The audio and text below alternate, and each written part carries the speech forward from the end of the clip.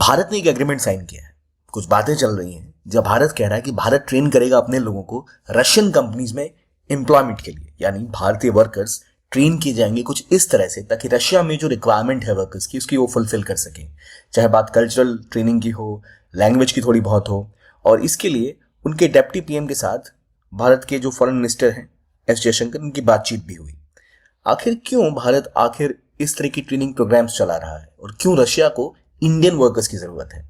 आखिर क्या ऐसा हो रहा है कि कभी इजराइल, कभी रशिया, कभी इटली इंडियन वर्कर्स की डिमांड करते हैं? क्या है इस कहानी के पीछे का पूरा सच और क्या इंडियन वर्कर्स रशिया में सेफ हैं? आइए जानते हैं इस वीडियो में। वेलकम टू ज्ञान कोश। देखिए, रशिया अब एक वॉर से गुजर रहा है जो यूक्रेन में हो रही है, और इसके अलावा इंडिया न सिर्फ रशिया से बल्कि रशिया के आसपास जो देश हैं उनके साथ भी कई सारे ट्रेड एग्रीमेंट्स के ऊपर काम कर रहा है। एक ग्रुप है यूरेशियन इकोनॉमिक यूनियन, ईईयू। इसमें असल में आर्मेनिया, बेलारूस, कजाकिस्तान, किर्गिस्तान और रशिया है। इनके साथ भारत एफटीए के ऊपर काम कर रहा है, एक फ्री ट्रेड एग्रीमेंट, जिसके बाद व्यापार बढ़ेगा। भारत ऑलरेडी रशिया के साथ 60 बिलियन से ज्यादा का व्यापार करता है, लेकिन रशिया के साथ दिक्कत ये हो गई है कि वहां वॉर की वजह से और उनकी गिरती जनसंख्या की वजह से उनके पास वर्कर्स की बहुत कमी है, खासतौर पे ब्लू कॉलर वर्कर, ऐसे लोग जो आमतौर पे कंस्ट्रक्शन, मैन्युफैक्चरिंग का काम करते हैं, जिनकी पेमेंट उतनी हाई नहीं होती। व्हाइट कॉलर वर्कर्स जो प्रोफेशनल फील्ड में काम करते हैं, ब्लू कॉलर वर्कर उनको कहते हैं जो या तो मैनुअल काम करते हैं, कंस्ट्रक्शन का काम करते हैं, मैन्युफैक्चरिंग में बेसिक काम करते हैं, मशीनों पे काम करते हैं। उन जगहों पर वर्कर्स उनके पास है नहीं, तो वो भारत से वर्कर्स मंगाना चाहते हैं जो वहां काम करें। लेकिन इसमें एक पेंच भी है। पेंच ये है कि इससे पहले भी कई वर्कर्स इंडिया के रशिया गए थे, लेकिन उनको जबरदस्ती वहां वॉर में भेज दिया गया था, उनको एनलिस्ट कर लिया गया था, वहां की आर्मी में उनको लड़ने भेज दिया गया था, जहां कई इंडियन लोगों की जानें भी गई थी। और रशिया ने कहा था कि वो सिटीजनशिप देगा उनके लोगों को और कंपनसेशन भी देगा।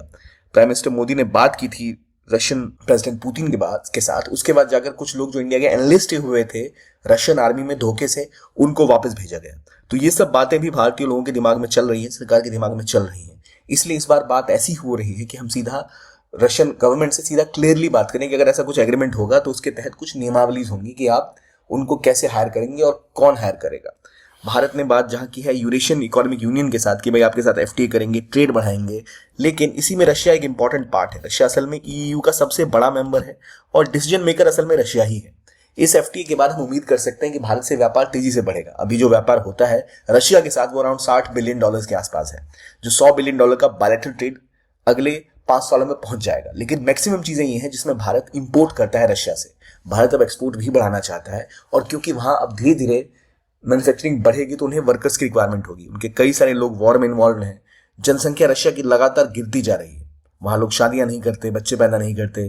तो एक ऐसा देश है जहां जनसंख्या हमेशा गिरती जा रही है। और कनाडा के मुकाबले रशिया और जापान जैसे ऐसे देश हैं जो इमिग्रेशन को ज्यादा अलाउ नहीं करते। वो लोगों को वीजा देके अपने देश का नागरिक बनाते नहीं है आमतौर पर।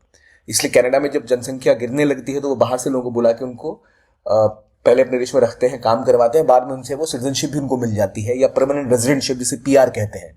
ऑस्ट्रेलिया, न्यूजीलैंड, कनाडा जैसे देश ऐसा करते हैं, लेकिन रशिया ऐसा नहीं करता है। इसी वजह से वहां पर जनसंख्या और गिर रही है।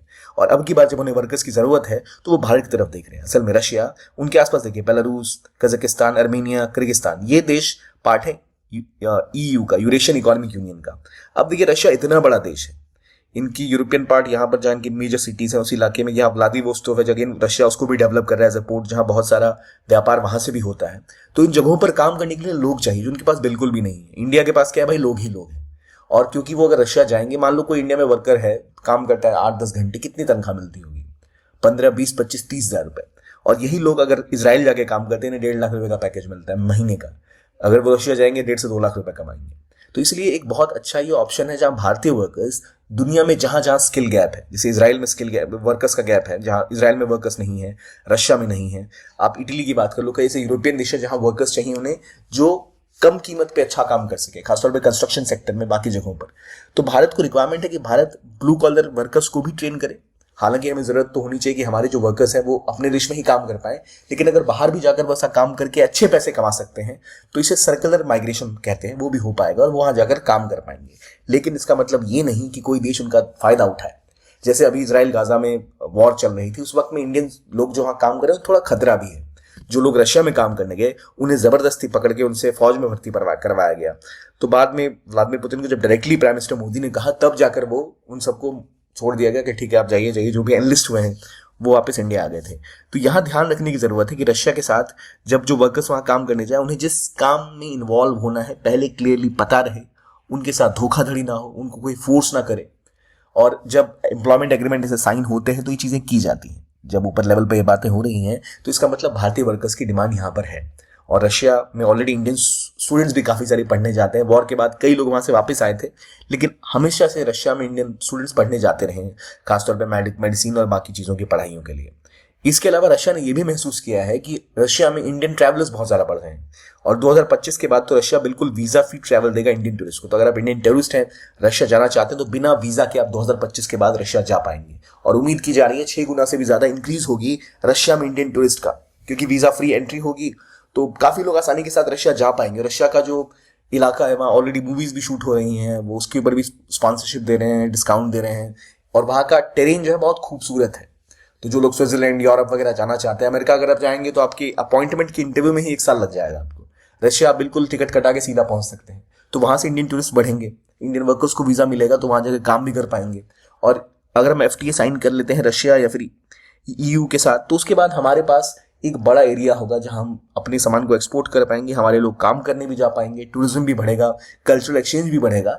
और इंडिया और रशिया और इस रीजन के साथ हमारा जो अपॉर्चुनिटी है ट्रेड करने का, चीज़ें एक्सपोर्ट करने का, वो भी बढ़ेगा। हम सिर्फ ऑयल इंपोर्ट करते रहे ऐसा नहीं होगा, हम चीज़ें और एक्सपोर्ट भी करेंगे, हमारे लोगों के पास भी अपॉर्चुनिटी होगी और कई लोगों को एम्प्लॉयमेंट का ऑप्शन भी मिलेगा। लेकिन ध्यान रखने की चीज़ ये है कि रशिया में जो हुआ, जहां लोगों को आर्मी में भर्ती किया गया, और कई बार ये भी देखा गया है कि कुछ लोग रशिया जाते हैं, वहां से बेलारूस जाते हैं, बेलारूस से वो कोशिश करते हैं कि यूरोप में घुस जाएं, ताकि वो यूरोप की में रहकर पहले इलीगली रह के किस तरह वहां की सिटीजनशिप ले लें। जो रोकने की जरूरत है, हमें अपने लोगों को सिखाना पड़ेगा कि इस तरह के कार्य नहीं करने चाहिए। डंकी रूट जैसे लोग अमेरिका का लेते हैं, जिसमें पहले वो साउथ अमेरिका के किसी देश में जाएंगे या फिर मैक्सिको में उतरेंगे, वहां से वो बॉर्डर क्रॉस करते हुए किसी तरह हॉन्डुरस पार करके तब वो जाकर कोशिश करते हैं कि मैक्सिको में घुस जाए और मैक्सिको से वो अमेरिका में एंटर कर जाए। ऐसी चीजें नहीं होनी चाहिए और इसे रोकना चाहिए। बहुत से लोगों की जान हर साल जाती है इसमें। लोग गरीब नहीं होते जो ये रूट लेते हैं, वो 10-20 लाख रुपए खर्च करते हैं वहां तक पहुंचने के लिए, जिसके बदले में वो चाहते थे इंडिया में कोई अच्छा बिजनेस कर सकते थे। तो इसलिए इंपॉर्टेंट है कि भारत अपने लोगों को ट्रेन करे और स्किल भी करे, और इसीलिए भारत यहाँ पर अपने वर्कर्स को ऑलरेडी अब ट्रेन करेगा ताकि वो रशियन कंपनीज में काम कर पाए, वहाँ ढंग से जो भी ज़रूरतें हैं, उनकी रिक्वायरमेंट है, उसको पूरा कर पाए, और ये एश्योरिटी हो कि वहाँ पर किसी भी तरह की ऐसी दिक्कतें ना हो। जैसे इसराइल ने पहले भारत के साथ एक एग्रीमेंट किया था, 10,000 वर्कर्स पहले वहां गए थे, अब दोबारा वो और 10,000 स्किल्ड कंस्ट्रक्शन वर्कर्स इंडिया से डिमांड कर रहा है, जिनकी उन्हें रिक्वायरमेंट है। और वो सितंबर में दोबारा गए थे, अक्टूबर में भी कुछ लोग गए थे, इससे पहले 2 बैचेस और जा चुके हैं। क्योंकि इसराइल में ऐसा हुआ था कि वहां जब वॉर स्टार्ट हुई थी तो जो लोग वेस्ट बैंक से, यानी जो पैलेस्टीनियन वर्कर्स इसराइल में काम करने आते थे, वहां से चले गए थे। तो वहां उन्हें वर्कर्स की सख्त जरूरत थी, और वो वर्कर्स वो कहाँ से लाते, तो उन्होंने कहा भाई हम इंडिया के साथ एग्रीमेंट करते हैं। इंडिया से वर्कर्स वहां गए, 1 से 1.5 लाख रुपए की तनख्वाह इन्हें मिलती है वहां। हालांकि वॉर का खतरा है, थोड़ी सी दिक्कत वाली बात थी वो, लेकिन अभी तक किसी के हताहत होने की खबर नहीं आई है। इंडियन वर्कर्स कतर में काम करने जाते हैं, जहां उनकी जान बहुत एक्सट्रीम टेम्परेचर में काम करने की वजह से भी चली जाती है। तो इसराइल में उससे थोड़ा बेटर है, जो टेम्परेचर है थोड़ा सा बेटर सिनेरियो है वहां पर, और पेमेंट अच्छी मिलती है, तो वो लोग वहाँ इसलिए जाना चाहते हैं। तो ये एक रास्ता खुलता दिख रहा है भारतीय लोगों के लिए, जहाँ केवल अभी तक हमारे जो व्हाइट कॉलर वर्कर्स थे, सॉफ्टटेक इंडस्ट्रीज में, सॉफ्टवेयर में, इंफोटेनमेंट में, इस तरह के लोग काम करते थे, अब हमारे वर्कर्स भी जो ब्लू कॉलर वर्कर हैं वो भी बाहर जाके काम कर पाएंगे। एक अच्छी खबर है, लेकिन ध्यान रखना चाहिए हमें कि उनका शोषण ना हो, उनके लिए बेसिक सुविधाएं मुहैया हो, उनके साथ कोई अन्याय ना हो सके जहां भी वो जाएं। ये एक बेसिक फॉर्मूला है जो हमें पूरी तरह से फॉलो करना बहुत ज़्यादा ज़रूरी है, और ये एसेंशियली इंश्योर करना पड़ेगा कि किसी भी तरह से उनके साथ कोई ठगी ना हो, क्योंकि अवेयरनेस थोड़ी कम रहती है, उनका शोषण ज़्यादा होने के चांसेस होते हैं। तो अब इटली, इसराइल, रशिया जैसे देश इंडिया के वर्कर्स को अपने देश में बुलाना चाहते हैं, जहां एक अच्छी पहल है ये, और भारतीय लोगों को और वर्कर्स को स्किल्ड करने की ज़रूरत है। इसके लिए भारत ने कई स्टेप भी उठाए हैं। अब देखते हैं रशिया के साथ ऐसा एग्रीमेंट कब प्रॉपरली साइन होता है और कितने लोग यहाँ से वहाँ काम करने जाते हैं। अगले साल तो वीज़ा फ्री हो ही रहा है, तो अगर आप घूमना चाहते हैं रशिया, तो अच्छा ऑप्शन आपके लिए अभी भी बन रहा है। और दुनिया भर में जो भी गैप है, कहा ही जा रहा है कि रशिया जैसे देश जहाँ पर पॉपुलेशन एज कर रही है, जापान जैसे देश जहाँ पॉपुलेशन एज कर रही है, कनाडा जैसे देश जहाँ पॉपुलेशन एज कर रही है, उन्हें लोग चाहिए, सिर्फ वर्कर्स नहीं, डॉक्टर्स, नर्सेज, इंजीनियर्स। वो फुलफिल करने की, डिमांड को फुलफिल करने की क्षमता किसके पास है? इंडियंस के पास है, जो किफायती दिनों पर काम कर सकते हैं। और इंडिया की पॉपुलेशन अभी भी थोड़ी बढ़ रही है, कुछ समय तक और बढ़ेगी, फिर वो स्टेबलाइज हो जाएगी। तो अभी मौका है कि हम न सिर्फ मिडिल ईस्ट में बल्कि यूरोप में यूरेशिया में जहाँ जहाँ स्किल की ज़रूरत है, जहाँ जहाँ वर्कर्स की ज़रूरत है, उसको फुलफिल कर पाएँ, बट विद इंश्योरिटी कि हमारे जो राइट्स हैं वो पूरे हो, कोई शोषण ना हो, और अच्छी उनको लेवरेज मिले, यानी उनको एक अच्छा इनकम मिले काम करने के बदले में, रिस्क ना हो। तो ये अब एक पहल होती दिख रही है, जो बहुत अच्छा है हमारे लोगों के लिए भी, एम्प्लॉयमेंट जनरेशन होती है, पैसा भी बनता है, एक अच्छी चीज़ है ये। और अगर आप यूपीएससी की तैयारी कर रहे हैं तो आपके लिए अच्छी चीज़ ये है कि अब आपके लिए कोर्सेज बहुत ही किफ़ायती दरों पर केवल 7,999 रुपये से उपलब्ध हैं, जिसमें आप अगर 2025 की तैयारी कर रहे हैं तो आप प्रहार इंग्लिश या हिंदी मीडियम का कोर्स, टाइटन इंग्लिश मीडियम का कोर्स ज्वाइन कर सकते हैं। अगर आप 2026 को टारगेट कर रहे हैं तो आप संकल्प ज्वाइन कर सकते हैं, इंग्लिश या हिंदी का बैच। टाइटन अगेन जो इंग्लिश का बैच है 2026 के लिए। इसमें होता क्या है, इसमें आपको हाई क्वालिटी टीचिंग मिलती है, बेस्ट फैकल्टीज आपको लाइव क्लासेस देंगी, जिसका आपको रिकॉर्डेड वर्जन भी बाद में मिलेगा। जीएस की, सीसेट की क्लासेस मिल जाएंगी, डेली एमसीक्यू मीन्स के क्वेश्चंस आप सॉल्व करेंगे, आपको प्रॉपर ई बुक्स दी जाएंगी जो पूरी तरह से कॉम्प्रिहेंसिव है, डिटेल्ड है, ताकि आपको कहीं भी और कई जगह सोर्सेज ढूंढने ना पड़े। और ये एडमिशन्स ओपन है अभी, अगर आपको एडमिशन में इंटरेस्ट है तो अभी इस वीडियो के लिंक में जाइए, डिस्क्रिप्शन में आपको लिंक मिलेगा, कमेंट बॉक्स में भी शायद वो पिन मिल जाएगा, जहां से आप एक्सेस कर सकते हैं उस वेबसाइट को और इन कोर्सेज का फायदा उठा सकते हैं। पीडब्ल्यू फिजिक्स वाला का आपको भरोसा और ओनली एस की हाई क्वालिटी टीचिंग का मिक्सचर देखने को मिलेगा यूपीएससी की तैयारी में।